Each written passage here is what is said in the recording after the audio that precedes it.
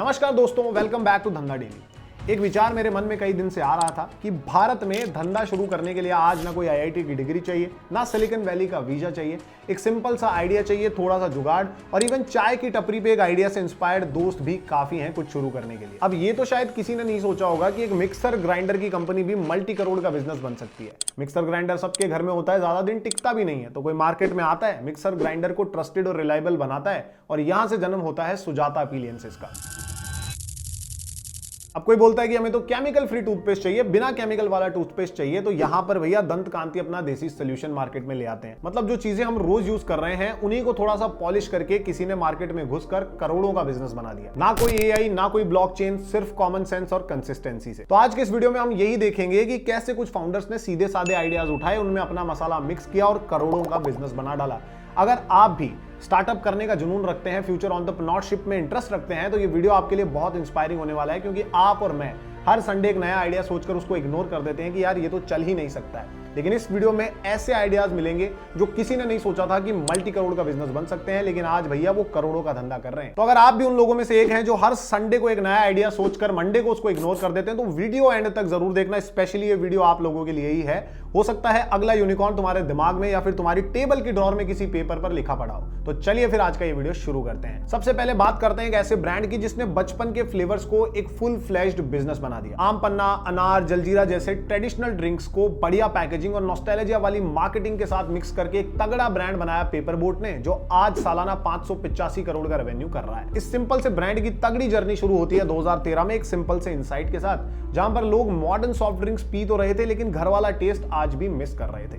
इसी इनसाइट से Hector beverages का हीरो प्रोडक्ट बना पेपर बोट। इस कंपनी के फाउंडर्स थे कोको कोला के फॉर्मर एग्जीक्यूटिव नीरज कक्कड़ और नीरज बियानी। इन्वेस्टर्स जैसे सेक्वोया कैपिटल, कैटामारन वेंचर्स और जीआईसी ने भर भर के पैसा लगाया और आज इस ब्रांड का वैल्यूएशन $100 मिलियन के आसपास है। फाइनेंशियल ईयर 2025 में इनका रेवेन्यू 585 करोड़ पहुंच गया था और इनका लॉस भी 48% से रिड्यूस हो गया था। ये कंपनी अभी तक प्रॉफिटेबल तो नहीं है, लेकिन एकदम क्लियर ग्रोथ ट्रेजेक्टरी पर ये चल रही है।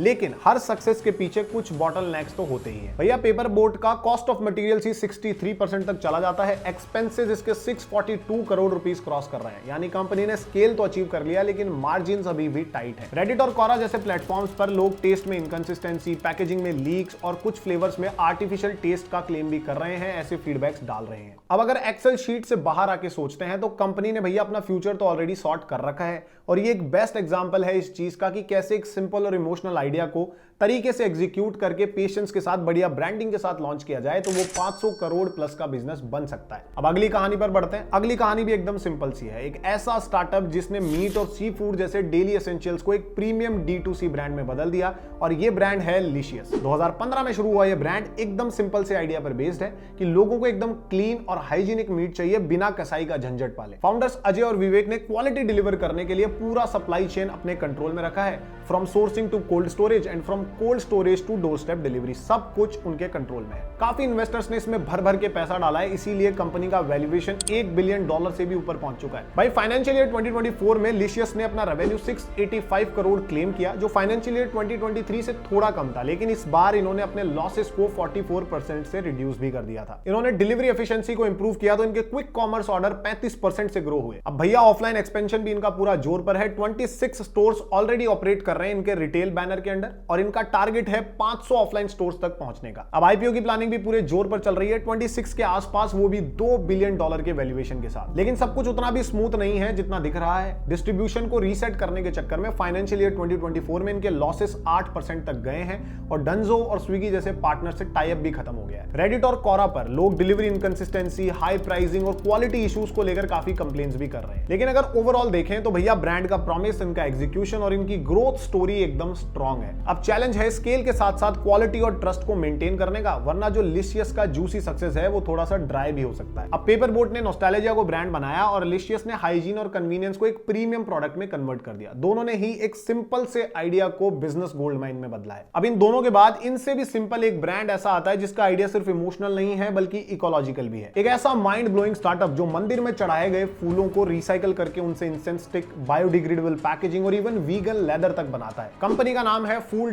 को, मतलब ये एक तरफ तो पॉल्यूशन को कम कर रहे हैं, दूसरी तरफ लाइवलीहुड को क्रिएट कर रहे हैं और भैया तीसरी तरफ दुनिया के सामने एक इको लग्जरी ब्रांड बन के उभर रहे हैं। एकदम माइंड ब्लोइंग स्ट्रेटेजी। इस यूनिक बिजनेस की शुरुआत 2017 में आईआईटी कानपुर के ग्रेजुएट अंकित अग्रवाल ने की, जब उन्होंने देखा कि भैया करोड़ों किलो के फूल मंदिर में चढ़ाने के बाद ऐसे ही गंगा में फेंके जा रहे हैं, तो उन्होंने इसको रिसाइकिल करने का सोचा। फ्लावर रिसाइकलिंग और इनोवेशन का यूज करके इन्होंने फ्लोराफॉर्म और फ्लेदर जैसे ब्रेक थ्रू प्रोडक्ट्स बनाए। 2020 में कंपनी ने 10 करोड़ का pre series funding round raise किया। 2022 में इन्होंने 60 करोड़ की एक और फंडिंग रेज की, जहां पर सिक्स्थ सेंस वेंचर्स इनके प्राइम इन्वेस्टर थे और आलिया भट्ट ने भी इसमें इन्वेस्ट किया था, क्योंकि उनके इनके ब्रांड वैल्यूज और पैकेजिंग स्टाइल काफी पसंद आया था। फाइनेंशियल ईयर 2023 में इनका रेवेन्यू था 28.6 करोड़, जो 50 करोड़ हो गया फाइनेंशियल ईयर 2024 में, यानी कि 75% की ग्रोथ एक साल में। लेकिन इसी के साथ लॉसेस भी 3.6 करोड़ से बढ़कर 5.2 करोड़ पहुंच गए थे, क्योंकि R&D, क्वालिटी इंप्रूवमेंट्स और इंटरनेशनल जाने के चक्कर में हैवी स्पेंडिंग हुई। कॉस्ट ऑफ मटेरियल और सैलरीज मिलाकर टोटल एक्सपेंसेस 55 करोड़ के आसपास पहुंच गए थे, जिससे प्रॉफिटेबिलिटी थोड़ी टाइट हो गई। लेकिन भैया इन्वेस्टर्स का कॉन्फिडेंस इसमें अभी भी बना हुआ था। कंपनी का फोकस अब एक्सपोर्ट मार्केट्स और लग्जरी B2B पार्टनर्स पर है, जहां पर फ्लेदर और इंसेंस स्टिक्स की डिमांड ग्रो हो रही है। तो भैया फूल डॉट को सिर्फ एक ब्रांड ही नहीं है, बल्कि एक ऐसा मूवमेंट है जहां पर पॉल्यूशन बचाकर प्रॉफिट बनाया जा रहा है। अब आते हैं फोर्थ सिंपल बिजनेस पर। एक ऐसा स्टार्टअप जिसने स्मार्टफोन के जरिए स्मॉल टाउन सेलर्स को डिजिटल बाजार से जोड़ दिया और पूरी ई कॉमर्स इंडस्ट्री को हिलाकर रख दिया। कंपनी का नाम है मीशो, जो आज एक zero commission e commerce platform बन चुका है, जहां पर लाखों सेलर्स बिना कमीशन फीस दिए अपना बिजनेस चला रहे हैं। भाई छोटे व्यापारियों के लिए, लोकल प्रेन्योर्स के लिए और लोकल ब्रांड्स के लिए ये एक ऐसा प्लेटफॉर्म बन चुका है जहां वो एक भी एक्स्ट्रा पैसा दिए बिना अपना प्रोडक्ट पूरे इंडिया में सेल कर पा रहे हैं। फाइनेंसेस की बात करें तो 2024 में मीशो ने 7,615 करोड़ का रेवेन्यू किया है, जो 2023 से 33% ज्यादा है। और भैया सबसे बड़ी बात तो यह है कि कंपनी का एडजस्टेड लॉस सिर्फ 53 करोड़ रुपीस ही रह गया है, जो 2023 में 1,569 करोड़ था,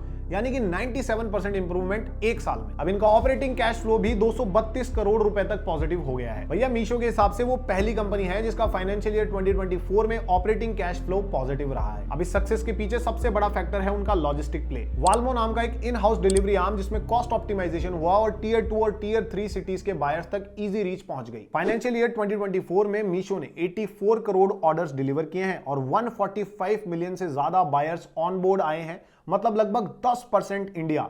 ये अपने आप में बहुत बड़ी बात है। अब चैलेंजेस तो अभी भी हैं, मार्जिन टाइट हैं, एवरेज ऑर्डर वैल्यू लो है और Amazon और फ्लिपकार्ट जैसे बड़े प्लेयर्स के बीच मीशो को अपनी पोजीशनिंग हमेशा स्ट्रांग बना के रखनी पड़ती है। लेकिन फिर भी कंपनी की ग्रोथ और रिजिलियंस इन्वेस्टर्स को आज भी कॉन्फिडेंट बनाए हुए है। मीशो ने रिसेंटली अपना लीगल डोमिसाइल भी इंडिया में शिफ्ट कर लिया है, यानी IPO की तैयारी पूरे जोर पर है और टारगेटेड वैल्यूएशन लगभग 50,000 करोड़ तक जा सकता है। तो भैया Fool.co ने फ्लावर से फ्लेदर बनाया और मीशो ने फोन से बाजार खोल दिया। दोनों ने भारत के एकदम सिंपल इनसाइट्स को स्ट्रैटेजी और स्केल से बिलियन डॉलर स्टोरीज बना दिया। तो फाइनली अब बात कर लेते हैं वीडियो के लास्ट एंड फिफ्थ बिजनेस की। एक ऐसी ड्रिंक जिसका स्टार्टअप बन सकता है और वो स्टार्टअप बिलियन डॉलर्स का रेवेन्यू टच कर सकता है, ये किसी ने सोचा भी नहीं था, लेकिन इस इम्पॉसिबल को पॉसिबल कर दिखाया है लाहौरी जीरा ने। भैया 2017 में 3 पंजाबी कजन्स ने 10 रुपए वाला जीरा सोडा बेचना शुरू किया और आज ये 312 करोड़ का फिजी एम्पायर बन चुका है। देसी स्पाइसेस जैसे कि जीरा, काली मिर्च और सेंधा नमक, जिनका नाम सुनकर आज की जनरेशन अलग सा मुंह बना लेती है, उन्हीं को इन्होंने मॉडर्न ट्विस्ट के साथ एक बॉटल में पैक करके ब्रांड बना दिया और वो हुआ जो किसी ने सोचा नहीं था। इन देसी फ्लेवर्स के टेस्ट ने ऐसा धमाका किया कि आज ये ड्रिंक 5 लाख से ज्यादा आउटलेट्स, 18 स्टेट्स और 2 मिलियन बॉटल्स पर डे की सेल कैपेसिटी पर पहुंच चुकी है। और पीक समर में तो ये ब्रांड रोजाना 50 लाख बॉटल बेच रहा है। फाइनेंशियल ईयर 2024 में लाहौरी जीरा ने 312 करोड़ का रेवेन्यू रिपोर्ट किया, 47% की ईयर ऑन ईयर ग्रोथ के साथ, और इनके प्रॉफिट्स भी 22.5 करोड़ तक तेजी से स्पाइक हुए। और अब इनका टारगेट है 500 करोड़ बाय फाइनेंशियल ईयर 2025